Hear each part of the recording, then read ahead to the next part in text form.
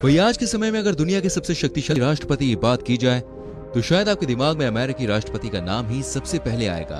America के राष्ट्रपति को दुनिया का सबसे शक्तिशाली राष्ट्रपति इसलिए कहा जाता है क्योंकि आज के समय में अमेरिका एक महाशक्ति है जिसे दुनिया के लगभग सभी देश दोस्ती बनाकर रखना चाहते हैं। लेकिन दोस्तों, अगर हम व्यक्तिगत तौर पर बात करें यानी कि पर्सनैलिटी और लोकप्रियता के हिसाब से कि दुनिया का सबसे शक्तिशाली नेता कौन सा है, तो आपका जवाब क्या होगा? शायद आपका जवाब भी होगा दोस्तों, रूस के राष्ट्रपति व्लादिमीर पुतिन। इनके जैसा नेता दुनिया में कोई नहीं है। आज रूस जिस मुकाम पर खड़ा है उसमें निस्संदेह पुतिन की अहम भूमिका है।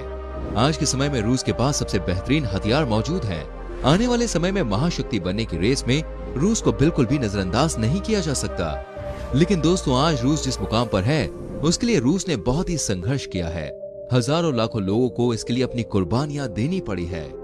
रूस आज इतना शक्तिशाली है कि भारत, वियतनाम, मिस्र, सऊदी अरब और तुर्की जैसे अनेकों देशों को हथियार और मिलिट्री इक्विपमेंट्स प्रोवाइड करा रहा है। तेल उत्पादन के मामले में रूस विश्व में दूसरे नंबर पे है। लेकिन आखिर रूस यहाँ तक पहुँचा कैसे, इसके बारे में आज हम विस्तार से जानेंगे। रूस के इतिहास से लेकर आज के समय तक आखिर रूस ने किस तरह संघर्ष किया, इस मुकाम तक पहुँचने के लिए रूस ने कितने उतार चढ़ाव झेले, और जानेंगे आखिर रूस इतना शक्तिशाली और ताकतवर देश बनने में कैसे कामयाब हो पाया।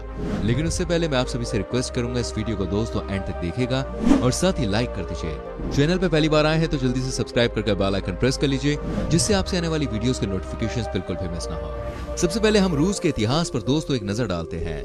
प्राचीन समय में रूस इतना शक्तिशाली और ताकतवर नहीं था जैसे कि हम लोग आज देख रहे हैं। मिडिल एजेस के दौरान रूस को शक्तिशाली बनाने और पूरी दुनिया में पहचान दिलाने में दो लोगों का विशेष रूप से योगदान रहा है। इसमें पहला नाम आता है पीटर द ग्रेट का और दूसरा नाम आता है कैथरीन द ग्रेट का। 16वीं शताब्दी से पहले रूस का बिल्कुल भी प्रभाव नहीं था। दुनिया के अन्य देशों की तरह ही रूस भी एक आम देश हुआ करता था। 13वीं शताब्दी में रूस पर मंगोलियों ने आक्रमण किया था और लगभग 200 वर्षों तक रूस के अलग अलग हिस्सों में मंगोल्स ने अपना शासन किया। 15वीं शताब्दी के दौरान इवान द ग्रेट ने रूस को मंगोल शासकों से आजाद कराया। इसके बाद इवान चतुर्थ ने रूस की सत्ता संभाली, जिन्हें सन की राजा के नाम से भी पहचान मिली थी। सन 1613 में माइकल ऑफ रशिया ने रूस की कमान अपने हाथों में ली और यहीं से रूस के विकास की असली कहानी शुरू होती है। माइकल ने 1645 तक रूस में शासन किया। सन 1642 में माइकल ऑफ रशिया के पोते पीटर द ग्रेट को रूस की सत्ता हाथ लगी। पीटर द ग्रेट एक महान तानाशाह थे और वो हमेशा ही राजतंत्र के प्रबल समर्थक रहे थे। उनमें जितनी अच्छाई थी उतनी ही बुराई भी थी। वो किसी भी कीमत पर रूस का वर्चस्व पूरी दुनिया पर कायम करना चाहते थे। अभी तक रूस के अधिकतर हिस्सों में एशियाई देशों का प्रभाव था। ये बात पीटर को बिल्कुल भी पसंद नहीं आई। वो जानते थे कि यूरोप के देश एशियाई देशों के मुकाबले बहुत ही स्पीड से विकसित हो रहे हैं और इसलिए पीटर चाहते थे कि रूस में भी एशिया के बजाय यूरोपीय देशों का प्रभाव ज्यादा देखने को मिले। ये इतना आसान नहीं था दोस्तों, लेकिन पीटर ने हार नहीं मानी। सन 1697 में पीटर विदेश यात्रा पर निकले। सबसे पहले उन्होंने हॉलैंड, जो वर्तमान में नीदरलैंड के नाम से जाना जाता है, इस देश की उन्होंने यात्रा की। यहाँ के विकास को देखकर पीटर काफी हैरान हुए और काफी ज्यादा प्रभावित भी हुए। हॉलैंड में उन्होंने जहाज निर्माण और खगोल शास्त्र की तकनीकी जानकारी प्राप्त की। इसके बाद पीटर ने यूरोप के लोगों से इंजीनियर्स और शिक्षक रूस में बुलाने शुरू कर दिए। वो चाहते थे कि यूरोप की तरह ही रूस में भी विकास हो और वहाँ के योग्य टीचर्स रूस के लोगों को भी काबिल बनाए। इसके साथ ही दोस्तों, पीटर ने रूस में दाढ़ी पर टैक्स लगाना भी शुरू कर दिया, जिससे लोगों की पर्सनैलिटी अच्छी बन सके। जब पीटर रूस में यूरोप का अधिक प्रभाव डालने के लिए मेहनत कर रहे थे, उसी समय रूस में कुछ विद्रोही भी सक्रिय हो गए, जिनमें सबसे प्रमुख नाम स्ट्रेसली का आता है। स्ट्रेसली नहीं चाहते थे कि रूस में पश्चिमी देशों का अधिक प्रभाव पड़े और वो पीटर की बहन सोफिया के पुत्र को बगावत के लिए तैयार करने में लग गए। जैसे ही ये बात पीटर तक पहुंची, उन्होंने इस मामले पर कार्रवाई की और लगभग 2000 लोगों को सूली पर चढ़ा दिया और 5000 से अधिक लोगों के सिर कलम कर दिए। ये एक रूढ़िवादी ग्रुप था और इसे समाप्त करने के लिए पीटर ने एक नई सभा का आयोजन कर दिया। उस सभा में पीटर ने रूस के बेहतरीन लोगों को शामिल किया, जिससे वॉयर्स ग्रुप की पहचान खत्म हो गई। और तीसरी बाधा रूस के चर्च थे। उस समय तक चर्च के पास काफी ताकत होती थी। पीटर को यह बात रास नहीं आई उन्होंने रूस में नास्तिकों का दमन शुरू कर दिया और इससे चर्च की ताकत पूरी तरह से खत्म हो गई। अब पीटर के रास्ते में कोई बाधा नहीं थी। उन्होंने अपनी एक सेना तैयार की जिसमें 2 लाख से ज्यादा सैनिक थे। वही समुद्रों में भी अपनी ताकत दिखाने के लिए उन्होंने एक विशाल समुद्री सेना तैयार की जिसमें 48 युद्धपोत और 700 से ज्यादा जहाज शामिल थे। उस समय यूरोप में स्वीडन का काफी प्रभाव था। स्वीडन ने डेनमार्क जैसे देशों पर अपनी पकड़ मजबूत की हुई थी। अगर पीटर पूरे यूरोप में अपना प्रभाव जमाना चाहते थे तो उन्हें सबसे पहले स्वीडन को हराना था। स्वीडन को जीतने के लिए पोलैंड और नॉर्वे जैसे देशों को पहले अपनी तरफ किया। इसके बाद सन 1721 में एक संधि हुई जिसमें एस्टोनिया और बाल्कट सागर पर रूस का कब्जा हो गया। पीटर द ग्रेट के कुछ सालों बाद पीटर III रूस के राजा बने, लेकिन वो एक कमजोर शासक थे जिसका फायदा उनकी पत्नी कैथरीन द ग्रेट ने उठाया। कैथरीन अपने पति के बजाय रूस की जरीना बनी और इन्होंने पीटर द ग्रेट के विचारों को रूस में फैलाना शुरू कर दिया। कैथरीन मूल रूप से जर्मनी की रहने वाली थी और जर्मनी के लोग युद्ध कौशल में काफी निपुण माने जाते थे। पीटर का सपना था कि रूस के पास एक ऐसा बंदरगाह हो जो पूरे साल चालू रहे, जिससे देश का आर्थिक विकास हो सके। उनके सपने को पूरा किया कैथरीन ने। सन 1782 से 1792 तक रूस और ओटोमन अंपायर के बीच एक युद्ध हुआ जिसमें रूस ने जीत हासिल की। इस जीत के बाद रूस का व्यापार और बढ़ गया और उन्हें अपने जहाजों को मेडिटेरियन सागर तक पहुंचाने में मदद मिल गई। इससे रूस को आर्थिक तौर पर काफी फायदा हुआ। अगले 200 वर्षों तक रूस विकास की ओर अग्रसर रहा। इसके बाद 20वीं शताब्दी के दौरान रूस के विकास को गति मिली और यही वो समय था जब रूस विश्व में महाशक्ति बना और तब से लेकर आज तक विश्व में शक्तिशाली देशों में रूस का नाम लिया जाता रहा है। साल 1917 में लेनिन ने रूस पर राज करना शुरू किया और साल 1918 में रूस के आखिरी राजा ज़ार निकोलस II की भी मौत हो गई। अब लेनिन मार्क्स के विचारों से प्रभावित थे। उनके नेतृत्व में ही रूस एक महाशक्तिशाली देश बनने में कामयाब हो पाया। साल 1922 में सोवियत संघ की स्थापना की गई। सोवियत संघ को लोग USSR यानी कि यूनियन सोवियत सोशलिस्ट रिपब्लिक के नाम से जानते हैं। इस संघ को बनाने का उद्देश्य अमेरिका को पीछे छोड़कर रूस को विश्व में महाशक्ति बनाना था।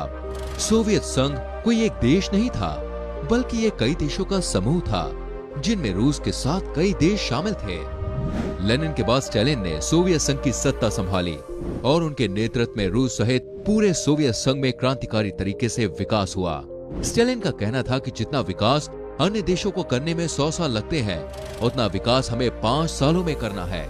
इसके लिए स्टालिन ने 1928 में पहली पंचवर्षीय योजना चालू की। उनकी ये योजना कामयाब भी हुई और 1943 तक पूरे रूस में क्रांतिकारी तरीके से विकास हुआ। सेकेंड वर्ल्ड वॉर में यूएसए और यूएसएसआर ने मिलकर जर्मनी, फ्रांस और जापान जैसे देशों को सबक सिखाया। लेकिन जब अमेरिका ने जापान पर परमाणु बम फोड़े तो पूरे विश्व में अमेरिका को महाशक्ति के तौर पर पहचान मिल गई। ये बात सोवियत संघ को पसंद नहीं आई और इसके बाद वर्ल्ड में शीत युद्ध शुरू हो गया। सोवियत संघ उस समय विश्व में क्षेत्रफल के हिसाब से सबसे बड़ा देश था और उसके पास वो सारी काबिलियत थी जो उसे एक महाशक्ति बनाने में मदद कर रही थी। इसके बाद रूस में एक नए दौर की शुरुआत होती है जिसे अगर पुतिन युग कहा जाए तो बिल्कुल भी गलत नहीं होगा। पिछले 20 सालों से अधिक समय से पुतिन कभी प्रधानमंत्री के तौर पर तो कभी राष्ट्रपति के तौर पर रूस की सत्ता संभाल रहे हैं। इसमें कोई शक नहीं है कि पुतिन के शासनकाल के दौरान जो उपलब्धियां रूस ने हासिल की है या फिर जो पहचान पूरी दुनिया में रूस ने बनाई है वो अभूतपूर्ण है। पुतिन के जीवन पर नजर डाली जाए तो एक मजदूर के बेटे होने के नाते उन्हें अपनी जिंदगी में काफी संघर्ष करना पड़ा है। पुतिन से संबंधित एक मजेदार किस्सा सुनने में आता है कि जब वो बच्चे थे तो KGB जो रूस की एक खुफिया एजेंसी है वो उसमें घुस गए थे और कहा कि मुझे जासूस बनना है। उसके बाद वहां मौजूद अधिकारियों ने बच्चे को समझाया कि आप एक जासूस बन सकते हैं, लेकिन उससे पहले आप अपनी पढ़ाई को पूरा कीजिए। पुतिन ने लॉ की डिग्री हासिल की और उसके बाद 1985 से 1990 तक KGB में भी काम किया। मॉस्को थिएटर की मशहूर घटना हो या फिर यूक्रेन के साथ विवाद का मामला हो, पुतिन ने हर मौके पर काबिले तारीफ काम किया है। सन 1999 में वो रूस के प्रधानमंत्री बने। पुतिन की रफ एंड टफ लुक की फोटोज भी अक्सर ही सोशल मीडिया पर वायरल होती रहती हैं।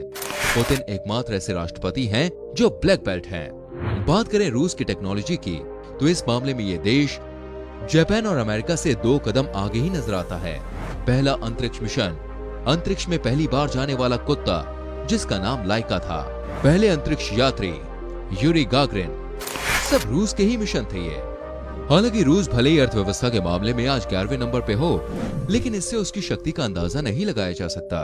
रूस आज के समय में सबसे बड़ा सैन्य हथियार सप्लाई करने वाला देश बन गया है। लगभग 80 से अधिक देशों को आज रूस हथियार उपलब्ध करा रहा है। इसके अलावा न्यूक्लियर वेपन, बायोलॉजिकल वेपन और केमिकल वेपन के मामले में रूस दुनिया के किसी भी देश को टक्कर देने की हिम्मत रखता है।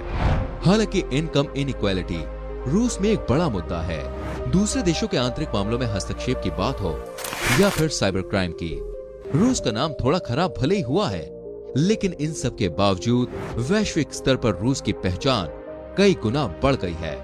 आज रूस विश्व में तेल उत्पादन के मामले में दूसरे नंबर पे आ गया है, जो रोजाना 9 लाख बैरल से अधिक तेल का उत्पादन कर रहा है। चीन के साथ रूस की दोस्ती यकीनन अमेरिका और भारत जैसे देशों के लिए चिंता का विषय जरूर है, लेकिन रूस हमेशा से ही भारत को अपना अच्छा दोस्त बताता आया है। ग्लोबल वार्मिंग पर आज पूरी दुनिया गौर कर रही है और इसे लेकर चिंतित भी है, लेकिन रूस को क्लाइमेट चेंज से फायदा मिलने की उम्मीद है। अगर धरती के तापमान में वृद्धि होती है तो इससे रूस को लाभ मिलेगा। इन सब बातों को लेकर मॉस्को में प्लानिंग भी शुरू की जा चुकी है। इन सब बातों से बिल्कुल साफ है कि रूस आज जितना शक्तिशाली है, आने वाले समय में उससे कई गुना ज्यादा शक्तिशाली होगा। साथ ही अमेरिका, चीन और जापान जैसे देशों को पछाड़कर विश्व महाशक्ति बन सकता है। दोस्तों, ये थी रूस की कहानी, कैसे एक आम देश इतना शक्तिशाली देश बनने में कामयाब हो पाया। उम्मीद करते हैं आपको यह हमारी वीडियो अच्छी लगी होगी। इस वीडियो को देखने के बाद आपके मन में कई सवाल भी आ रहे होंगे। आपके मन में जो भी सवाल हैं, आप कमेंट सेक्शन में हमसे पूछ सकते हैं।